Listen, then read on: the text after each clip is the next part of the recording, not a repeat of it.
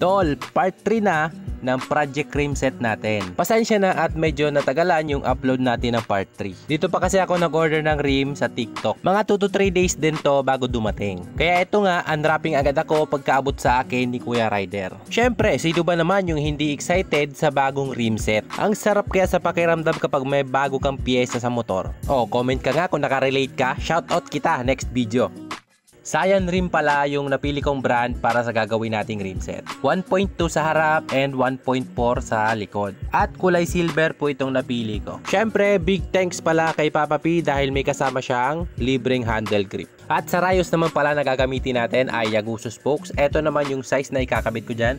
9G by 150 sa harap at 9G by 155 sa likod. Kaya pala binabarinahan namin yung front rim kasi kalesa type yung align dito. Para naman tuwid na tuwid talaga yung ikakabit natin na rayos. Nakadesign kasi tol yung stock na butas ng rim para sa standard align or nakaslanting yung rayos niya. Kaya need talaga barinahan para maging tuwid yung rayos na ikakabit natin sa kalesa align. May ilan kasi ako nakita tol na hindi nila binarinahan yung butas ng rim, kaya naman yung dulo ng rayos ay pumaluktot. So ang pangit po tignan pag ganon. Sa likod naman pala na align, ang design niya ay standard lang pero nasa loob lahat ng rayos. Yung ulo niya ay nasa labas lahat. Kaya naman malinis pa rin or mabilis linisan yung hub sa labas. Kita mo naman kung gaano kalinis yung hub sa labas. Ayos diba? Maganda siya. At syempre, budget meal lang din yung ikakabit natin na gulong dito sa rim set na bubuuhin natin. Para sa likod, Sapphire 7080 by 17. Para naman sa harap, Power Tire at 6080 po yung size niyan.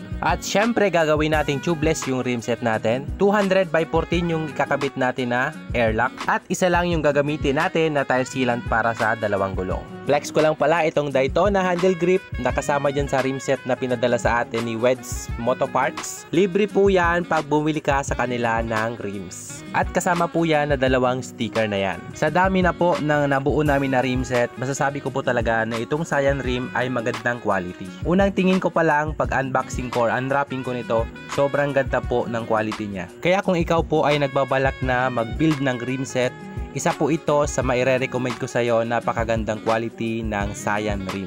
Ilalagay ko na lang yung link nito dyan sa yellow basket. Meron din silang iba't ibang kulay na available. Pumili ka na lang kung alin yung mas babagay sa motor mo. Next video natin, abangan nyo po yung part 4 nito dahil magtutubeless na po tayo ng rims at ikakabit na natin sa ating Wave 100. Katulad nyo po, excited na din ako makita kung ano yung magiging itsura nito.